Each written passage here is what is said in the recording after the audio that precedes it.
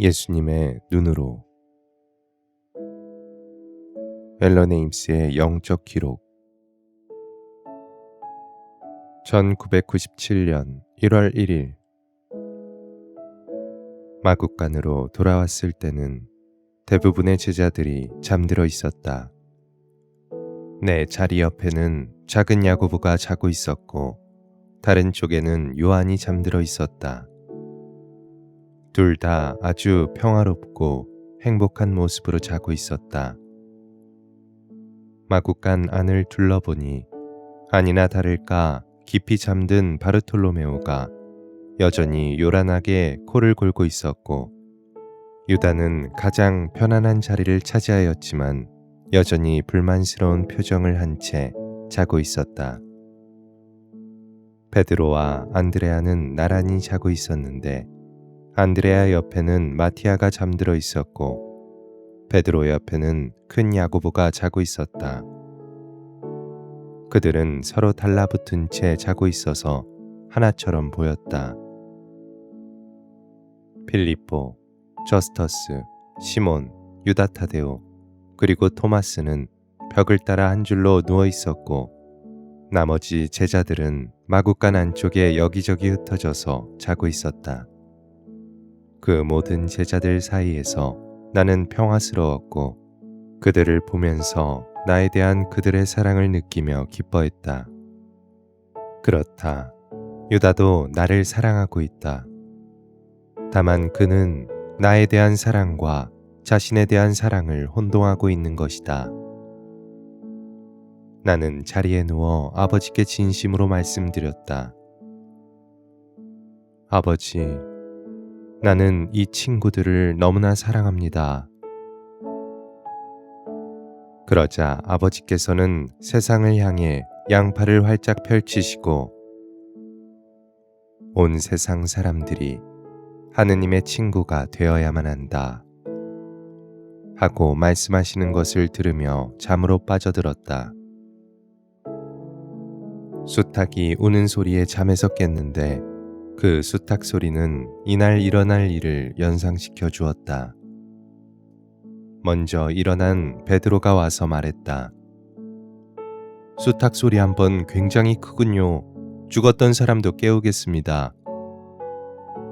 작은 야고보가 눈을 부시시 뜨고는 정말 그래. 하지만 바르톨로메오는 못 깨울걸? 하면서 아직도 자고 있는 바르톨로메오를 쳐다보았다. 막 깨어난 요한도 거들었다. 어쩌면 저렇게 잘 수 있을까? 천둥이 쳐도 바르톨로메오를 깨우지는 못할 거야. 바르톨로메오는 마음이 평화로운 사람이다. 나의 대답을 들으면서 먼저 일어난 제자들은 아침을 준비하기 위해 일어섰다. 조금 지나자 나머지 제자들도 모두 깨어났고 마지막으로 일어난 바르톨로메오와 함께 우리는 기도를 시작했다. 라파엘과 하인들도 우리와 함께 기도하기 위해 합석했다. 2시간 후 우리가 기도를 끝냈을 때 라파엘이 감격해하며 말했다. 정말 기쁘게 기도를 바쳤습니다. 주님, 제 가슴에 사랑이 넘쳐 터질 것만 같습니다. 진심으로 기도를 바치면 하느님께로 가까이 가게 되는 것이요. 그렇기 때문에 당신이 그런 기쁨을 맛보는 것이요. 라파엘의 얼굴에 퍼져 있는 기쁨의 흔적을 보며 나는 미소 지었다. 라파엘의 하인들이 아침 식사를 가지고 왔는데 전날 밤에 남은 음식들이었다. 그나마도 양이 적어서 각자에게 조금씩밖에 안 돌아갔다. 이것밖에 대접해드릴 수 없어서 정말 죄송합니다. 모두 기도하느라고 아무도 시장에 못 갔습니다. 라파엘의 정중한 사과에 베드로가 얼른 말을 받았다. 이만하면 충분히 배부르게 먹을 수 있어. 어젯밤에 먹었던 것과 같은 음식이라면 아주 맛이 있을 것이고. 나는 다시 한번 남을 염려하는 베드로의 마음씨와 베드로의 마음속에 자라고 있는 겸손을 보았다. 장차 베드로가 자신의 교만과 수없이 투쟁해야 하겠지만 겸손과 사랑의 실천을 통해 장차 로마에 서 있을 마지막 투쟁에서 승리하게 될 것을 나는 알고 있었다. 식사 후에 제자들에게 말했다. 모두 회당으로 가서 아버지께서 베풀어 주신 사랑에 대해 감사 기도를 드리기로 하자. 저도 같이 가면 안 될까요? 라파엘이 다급하게 물었다. 물론 원한다면 같이 갑시다. 나와 함께 가기를 원하는 사람은 누구든지 환영하오. 나는 누구도 거절하지 않소. 회당으로 가는 길에 라파엘은 나와 베드로 옆으로 와서 같이 걸었다. 회당에 도착했을 때 몇몇 바리사이파 사람들과 사두가이파 사람들이 밖에서 토론을 하고 있었다. 우리가 회당 안으로 들어가려는데 한 바리사이파 사람이 라파엘을 손가락으로 가리키며 야단을 쳤다. 저 사람은 회당 안으로 들어갈 수 없습니다. 저 사람은 죄인입니다. 하느님을 거역했던 사람입니다. 라파엘은 당황한 표정이 되어 얼른 그 자리를 피해서 떠나려고 했다. 가지 말고 그냥 있으시오, 라파엘. 내가 그의 팔을 잡으며 만류했다. 라파엘이 나를 바라보며 말했다. 저 사람들이 하는 말은 사실입니다, 주님. 우리가 했던 이야기를 잊어버렸소. 라파엘은 땅을 내려다보며 자신 없는 목소리로 말했다. 아닙니다, 주님. 그러나 그 자리에서 도망치고 싶어하는 라파엘의 심정을 알 수 있었다. 나는 그 바리사이파 사람을 향해 돌아서서 말했다. 이 사람은 죄를 지었습니다. 그러나 죄를 짓지 않은 사람이 어디 있습니까? 이 사람은 자신의 죄를 깨닫고 더 이상 죄를 짓지 않으려고 하느님께 용서를 빌고 있습니다. 그런 사람이 과연 얼마나 있겠습니까? 그렇지만 저 사람이 지은 죄는 너무나 역겹습니다. 죄는 모두 역겨운 것입니다. 그러나 자비하신 하느님께서는 용서를 비는 자에게 용서를 베풀어 주십니다. 어떤 죄든지 불문하고 언제나 용서해 주십니다. 하지만 저 사람은 남자를 좋아한단 말입니다. 하느님께서는 소돔과 고모라에게 내리신 벌과 똑같은 벌을 저 사람에게 내리실 것입니다. 라파엘은 극도로 불안한 얼굴을 하고 내 제자들 중에 누군가가 나서서 자기를 비난할 것을 예상하고 있었지만 아무도 나서지 않았다. 내가 다시 답변했다. 소돔과 고모라 때도 하느님께서는 사람들에게 용서를 베풀어 주시고자 하셨습니다. 하느님께서 사람들에게 죄악의 생활을 버리라고 말씀하셨지만 사람들은 듣지 않았습니다. 몇 명만이라도 착한 사람이 있거나 죄악의 생활에서 돌아설 의향이 있는 사람이 있기만 하면 그 도시들을 멸망시키지 않겠다고 약속까지 하셨습니다. 그러나 사람들은 하느님의 요청을 듣지 않았고 그들의 운명을 자신들이 결정했던 것입니다. 그러나 이 사람은 회개할 수 있는 기회가 주어졌을 때 그것을 받아들였습니다. 그래서 하느님께서는 그를 용서해 주셨습니다. 하느님께서는 용서를 간구하는 모든 사람들을 용서해 주시기 때문입니다. 도대체 당신이 누구길래 하느님께서 저 사람을 용서하셨다고 장담하는 겁니까? 다른 한 바리사이파 사람이 앞으로 나서며 벌컥 화를 냈다. 통회하는 사람을 용서해 주신다고 하신 하느님의 말씀이 성서에 있습니다. 베드로가 끼어들어 반박을 하자 그 바리사이파 사람이 잠잠해졌다. 내가 다시 말을 이었다. 자기 죄를 통회하고 용서를 비는 자는 용서를 받을 것입니다. 통회할 죄가 없다고 말하는 자는 심판날에 그의 교만이 쇠사슬처럼 그의 목을 졸라맬 것입니다. 당신에게 분명히 말합니다. 남이 안 보는 곳에 숨어서 무슨 나쁜 짓을 했는지 잘 성찰해보고 이 사람처럼 하느님의 용서를 비십시오. 바리사이파 사람은 자신이 남몰래 첩을 거느리고 있는 사실을 내가 알아챘다고 생각하고는 얼굴을 붉혔다. 저 사람이 회당 안에 들어가든 말든 내가 알 게 뭐야? 하고 혼잣말처럼 쏘아붙이고는 가버렸다. 이제는 우리가 회당 안으로 들어가서 기도하는 것을 더 이상 반대하는 사람이 없었다. 기도를 마치고 회당을 나오면서 라파엘이 말했다. 회당에서 기도해 본 지가 참 오래됐습니다. 오늘 주님 덕분에 다시 올 용기를 얻었습니다. 감사합니다, 주님. 우리는 침묵 가운데 라파엘의 집으로 돌아왔다. 그리고 모두 둘러앉아 식사를 하면서 한결 가벼운 마음으로 대화를 나누었다. 유다를 제외하고는 모두 즐거워했다. 유다는 신경질적으로 라파엘을 계속 힐끗힐끗 쳐다보다가 곁에 앉아있는 사람들에게 심술궂게 말했다. 어젯밤에 이 집에서 잠자지 않은 것이 얼마나 다행인지 모르겠어. 남을 용서하지 못하는 사람을 눈앞에서 본다는 것은 얼마나 슬픈 일인가. 식사를 하고 있는데 라파엘의 집 바깥으로 사람들이 모여들기 시작했다. 사람들은 서로 묻고 답하고 있었다. 그게 사실이야? 나자렛의 예수님께서 여기 오셨다고? 그래, 라파엘과 식사하고 계셔.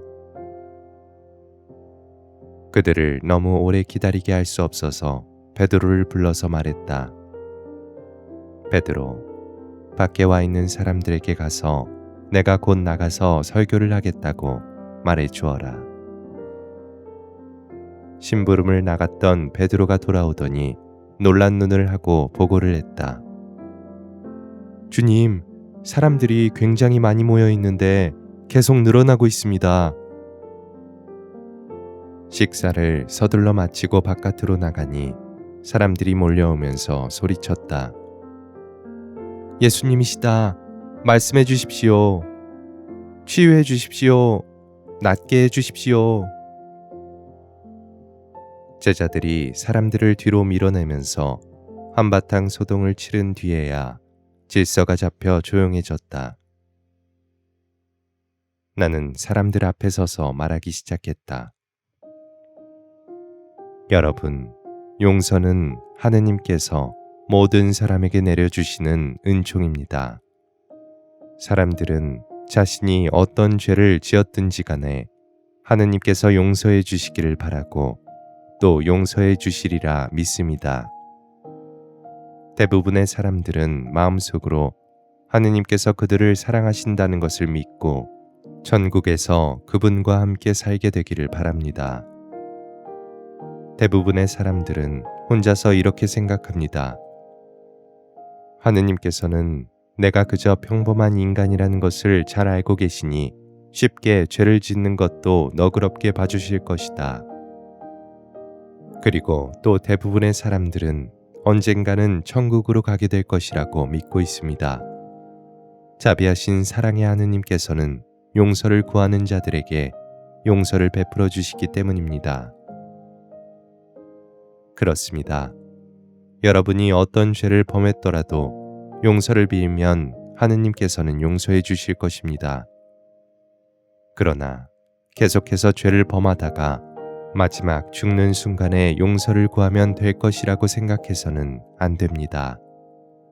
여러분이 죄를 짓고 있다는 것을 깨닫는 순간 그것을 그만두기 위해 최선을 다해야 한다는 말입니다. 죄를 범하고 있다는 것을 알고 난 이후에도 계속해서 죄를 범한다면 용서를 바랄 수 없습니다. 자기 죄를 알고 난 이후에는 죄를 더 이상 짓지 않기 위해 노력해야 합니다. 거듭 실패를 하겠지만 그렇더라도 끊임없이 노력을 해야만 합니다. 죄를 극복하려고 노력하는 것은 하느님의 계명을 지키고 싶은 마음을 하느님께 보여드리는 것입니다. 실패를 하더라도 하느님께서는 여러분이 노력했다는 것을 다 아십니다. 하느님께서는 여러분이 착하게 살고 싶어 한다는 것도 아시고 여러분을 이해하시며 자비를 베풀어 주실 것입니다. 그러나 여러분이 자신의 죄를 알고 나서도 이까짓 사소한 죄를 가지고 뭘 그렇게 걱정할 것까지야 없지 하고 생각하거나 훗날 죄를 더 이상 짓지 않으면 되겠지 하고 막연하게 생각하면서 심지어는 내가 죄를 그만두지 못하는 것을 하느님께서 아시니까 용서해 주실 것이다 하고 생각하는 것은 교만이 여러분의 마음을 지배하게 하는 것입니다. 여러분 스스로가 하느님께서 무엇을 하실 것인지 다 잘 안다고 말하는 것은 스스로를 하느님의 위치에 올려놓는 교만이고 하느님께서 여러분에게 요구하시는 것을 거절하는 행위입니다. 그럴 경우 여러분이 진심으로 용서를 청하지 않았기 때문에 하느님의 용서를 얻기가 어렵게 됩니다. 언젠가는 용서를 빌지 않았던 자신에 대해 변명을 해야만 할 것이고 교만이 마음속에서 커지도록 놔두었던 것에 대해 값을 치러야만 할 것입니다. 교만은 사람마다 다른 형태로 나타납니다. 어떤 사람들은 하느님께서 그들의 죄를 용서해 주실 것을 기대하지만 그들 자신은 다른 사람의 죄를 용서해 주지 못합니다. 남에 대해서는 비난을 곧잘 하면서도 자신이 저지른 잘못은 잊어버립니다. 그런 사람들은 교만이 가득하여 하느님께서는 나만 용서해 주시고 다른 사람들은 용서해 주지 않으실 것이다 라고 생각하거나 나는 용서를 받았기 때문에 성스러운 사람이 되었다. 그러나 다른 사람들은 너무 나쁜 죄를 지었기 때문에 하느님께서 용서해 주지 않으실 것이다 하고 멋대로 생각합니다. 그런 사람들은 과거에 자신이 저질렀던 잘못과 지금 저지르고 있는 잘못은 쉽게 잊어버리고 다른 사람들의 잘못은 곧잘 비난합니다. 그것은 교만입니다. 그것은 하느님이 아니라 자신들이 사람을 심판해야 한다고 주장하는 교만이고 그들이 하느님의 마음을 다 잘 알고 있어서 하느님께서 다른 사람들을 어떻게 심판하실지를 알고 있다고 감히 주장하는 교만입니다. 교만은 죄악이며 그것은 모든 사람들의 마음속에 있습니다. 하느님께 등을 돌리면 그 죄악은 더욱 커질 것이고 겸손한 마음으로 하느님께로 돌아가서 하느님의 뜻을 받아들이면 그 죄악을 쉽게 극복할 수 있을 것입니다. 교만을 극복하려면 자신의 내면을 있는 그대로 관찰하고 사랑하는 마음으로 남을 대할 수 있는 은총을 달라고 하느님께 기도해야 합니다. 내가 말을 마쳤을 때 군중들 사이에 무거운 침묵이 흘렀다. 잠시 후에 침묵을 깨고 옷을 잘 차려입은 한 남자가 질문을 했다. 교만이 죄악이긴 하지만 우리 가운데는 남보다 좀 더 나은 사람이 있는 것이 사실 아닙니까? 우리의 지성을 보면 그것을 알 수 있고 돈을 버는 것을 봐도 알 수 있습니다. 그리고 다른 사람들에게 모범이 되는 것을 보고도 알 수 있습니다. 그런 것은 하느님께서 우리에게 주신 선물로서 우리를 다른 사람보다 높은 자리에 두기 위해 주신 것이 아니겠습니까? 하느님께서는 모든 사람을 동등하게 보십니다. 어떤 사람은 다른 사람보다 더 지성을 갖추었지만 그것이 무슨 의미가 있습니까? 오히려 그 지성 때문에 하느님으로부터 멀어지는 경우가 흔하지 않습니까?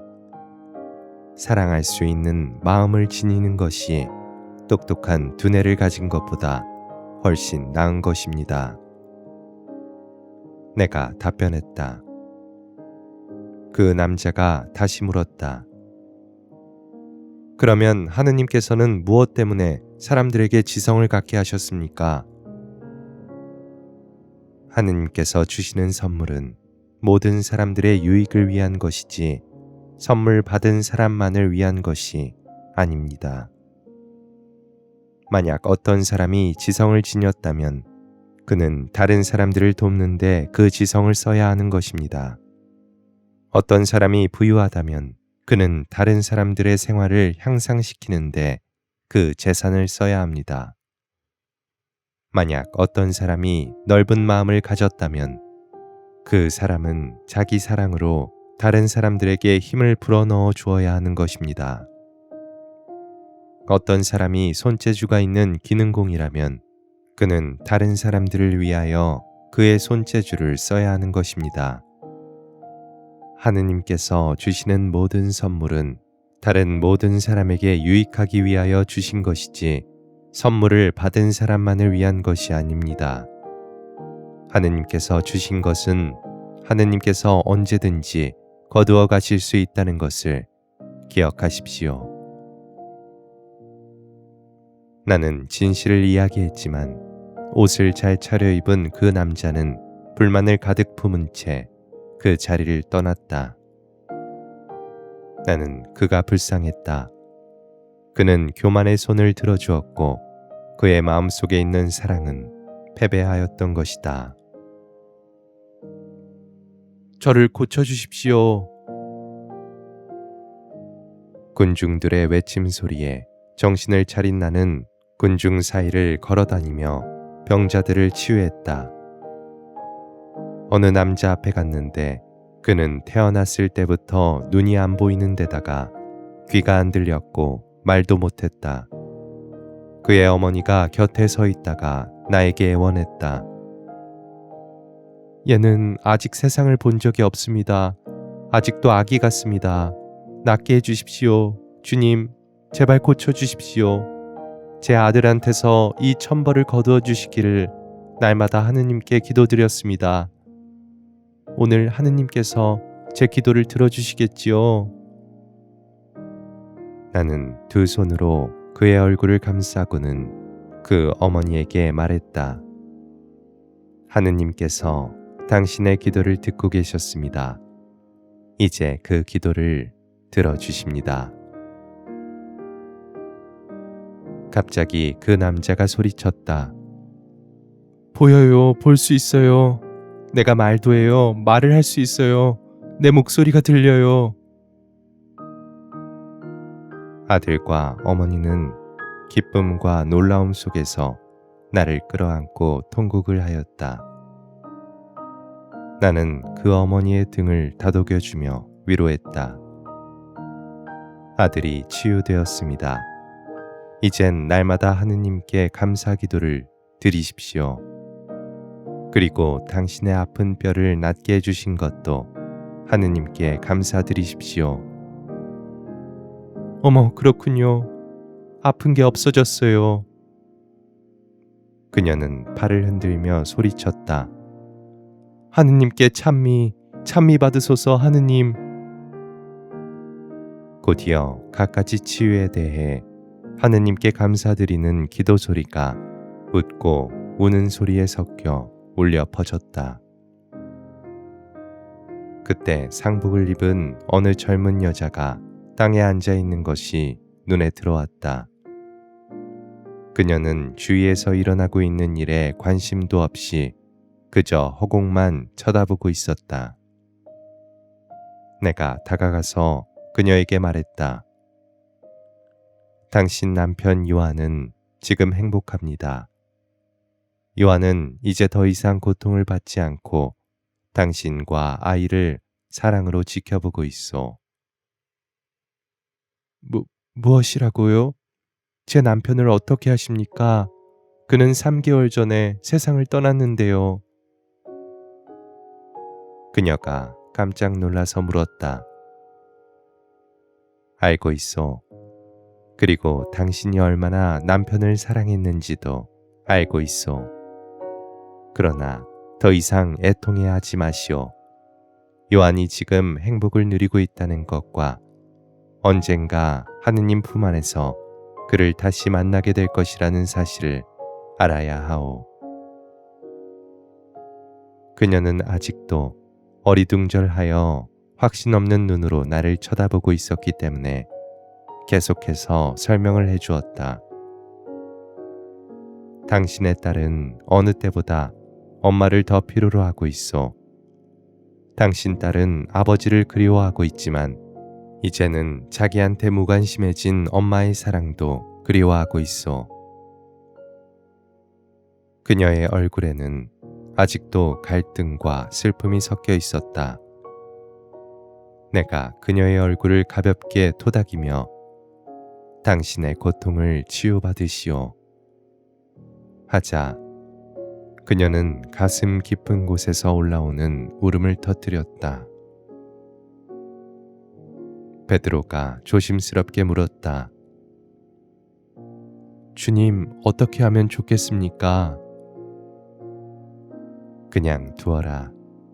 곧 나아질 것이다. 때로는 고통을 내버리기가 어려운 것이다.